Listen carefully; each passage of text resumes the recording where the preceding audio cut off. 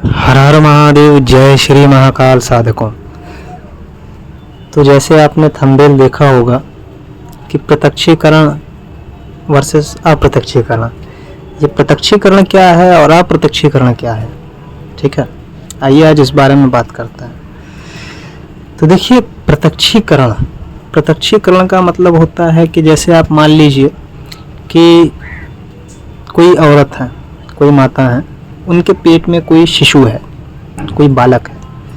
अब बालक तो आप भी जानते हैं कि उसको जन्म लेने में कम से कम 9 महीने का समय तो लगता ही है। वो 9 महीने फिक्स हैं कि 9 महीने में मतलब ही बच्चा होता है। उससे नीचे भी हो जाते हैं कभी कभी, बाय द वे ऊपर तो नहीं जाते हैं, 9 महीने से नीचे में ही होते हैं। तो अब ये बात जान लेते हैं कि बच्चा प्रत्यक्ष कैसे हुआ, ठीक है ना। अब उसको थोड़ा सा जोड़िएगा। देखिए, वो थोड़े से क्या है कि ये बात शक्तियों से ही मेल खाती है। शक्तियों बहुत लोग नहीं समझ पाएंगे शक्तियों का और इसका, तो इसीलिए इस रूप में आपको समझाया जा रहा है, ठीक है। तो मान लीजिए कि अब वो बच्चा है, 9 महीने में जन्म लेता है। अब होता क्या है कि वो बच्चा आया कहाँ से? वो बच्चा तो मान लीजिए आसमान से तो जो है होगा नहीं, धरती पे आएगा नहीं, आसमान से तो जन्म लेगा नहीं। जब भी लेगा तो माँ की गोद से ही जन्म, कोख से ही जन्म लेगा। तो अब जानते हैं कि बच्चा में जो है, बच्चा माँ की कोख में आया कैसे। देखिए, बच्चा दुनिया जानती है कि उसके जो पिता होते हैं, पिता के जरिए ही बच्चा आता है कोख में। बच्चा आया कोख में। अब बच्चा के कोख में आया तो क्या उसकी बॉडी पहले से बनी बनाई थी? पहले से उसका शरीर, हाथ पैर, उसका सर, सब कुछ था? नहीं। उसके कोख में उसका निर्माण होना शुरू हुआ। पहले धीरे धीरे हड्डियाँ बनी, फिर धीरे धीरे उसके ऊपर मांस बने, फिर धीरे धीरे बहुत सारे अंग उसके डेवलप होते गए। ये डेवलप हुए कैसे? ये डेवलप देखिए कुछ चीज़ों से हुए।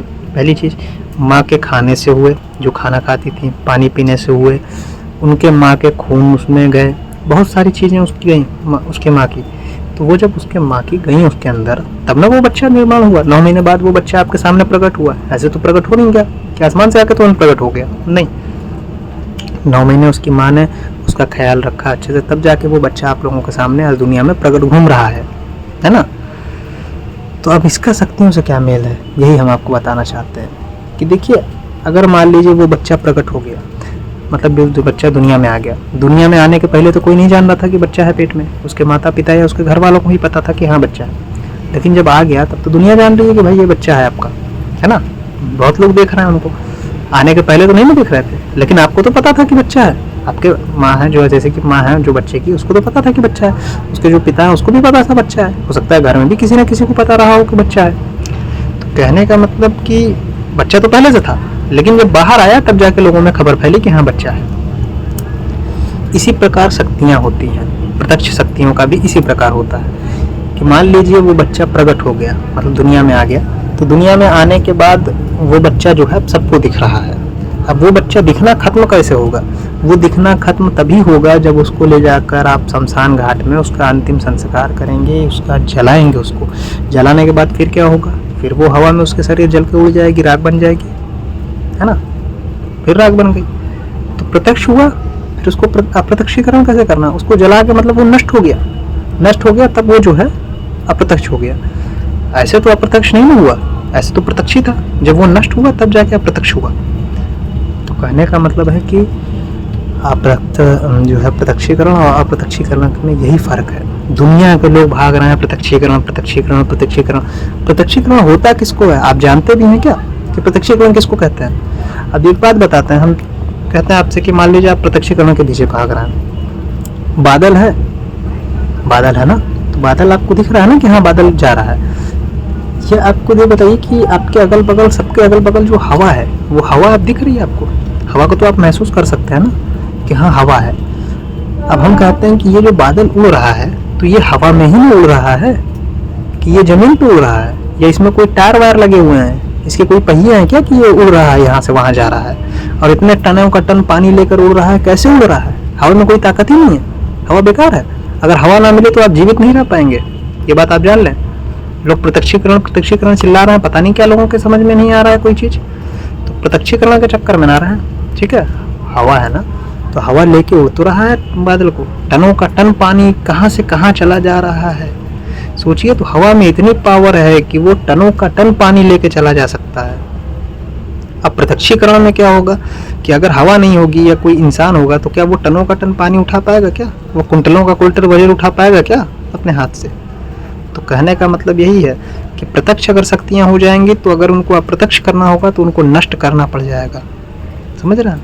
अब अप्रत्यक्ष रहेंगी तो वो हमेशा आपके साथ रहेंगी और कोई भी कार्य आप कहेंगे वो तुरंत हो जाएगा, क्योंकि वो हवा रूप में है। हवा रूप में का मतलब ही यही होता है कि कोई भी कार्य तुरंत हो गया। समझ रहे हैं बातों को आप? तो ऐसा नहीं है कि शक्तियाँ अगर अप्रत्यक्ष रूप में आपके साथ हैं तो आपका कार्य नहीं करेंगी।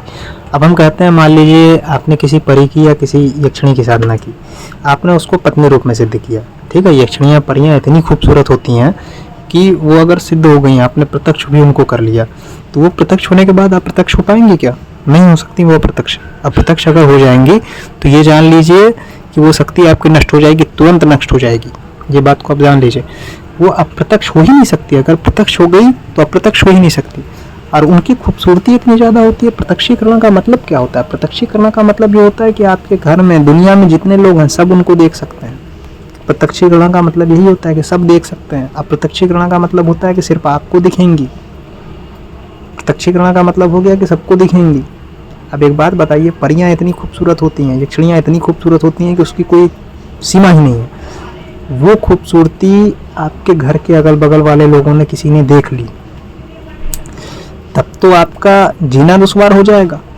दुनिया के पब्लिक आपके पीछे पड़ जाएगी कि यार इनकी औरत इतनी खूबसूरत है। गलत तो नहीं ना कह रहे हैं आपसे? आप कभी प्रैक्टिकल में सोचिए ये बात को।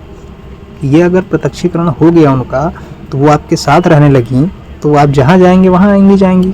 तो जब वहाँ आपके साथ आएंगे जाएंगे, कोई देख लिया उनको, इतनी खूबसूरत औरत, तब तो आपका जीना दुश्वार हो जाएगा। आपके घर के बाहर तो आशिकों की लाइन लगी दिखेगी।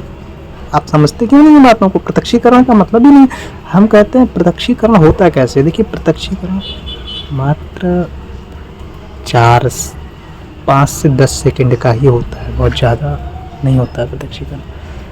उसी बीच में जैसे कि आप अगरबत्ती जलाते हैं ना, तो अगरबत्ती जलाते हैं तो कैसा उसका धुआं होता है, तो उसी आकार में शक्तियाँ आपके सामने आती हैं। और वो होता है एक प्रत्यक्षीकरण। एक प्रत्यक्षीकरण होता है कि शाशरीर। तो शाशरीर वाला प्रत्यक्षीकरण छोड़ दीजिए, उसके चक्कर में मत रहिए।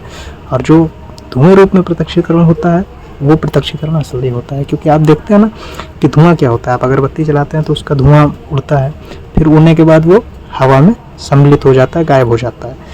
तो वो प्रत्यक्षीकरण आप करवाइए, न कि उस प्रत्यक्षीकरण के शरीकरण पड़िए कि जो आपका जीना दुश्वार कर देगा। समझ रहे हैं? शक्तियों का कोई उम्र नहीं होता। शक्तियाँ एक बार प्रकट हो जाएंगी तो उनको हज़ारों हज़ार साल, लाखों लाखों साल उनकी ज़िंदगी है। आपकी तो ज़िंदगी 50 साल मुश्किल से नहीं होगी। आजकल के लोग कितने जी रहे हैं? 60 साल, 70 साल। बहुत ज़्यादा लोग खाए पिए हैं, बहुत ज़्यादा अच्छा कर्म है, तब तो जाके 80 साल जा रहा है, नहीं तो कहाँ आजकल लोग जा पा रहे हैं। समझे बात को? तो कहने का मतलब यही है कि आप भी उसका प्रमाण देख लीजिए कि हवा बह रही है, टनों का टन पानी लेके यहाँ से वहाँ जा रही है, तो उस हवा में कितनी ताकत है वो तो आपको नहीं ना दिख रही है, लेकिन इतना ज़्यादा टनों का टन पानी कैसे चला जा रहा है ना? तो ये आप सोचिए। सोच करके आपको अगर हमारी बताई हुई बात वाकई में सही लगती हो, या लगता है कि नहीं इस बात में कुछ दम है, इस बात में इस आदमी ने, इस साधक ने जो बताया ये वाकई में प्रूफ वाली बात है, तब आप कमेंट में हमें ज़रूर बताएं कि हाँ, आप हमारी बात से कितने % सहमत हैं और कितने % नहीं सहमत हैं, है ना?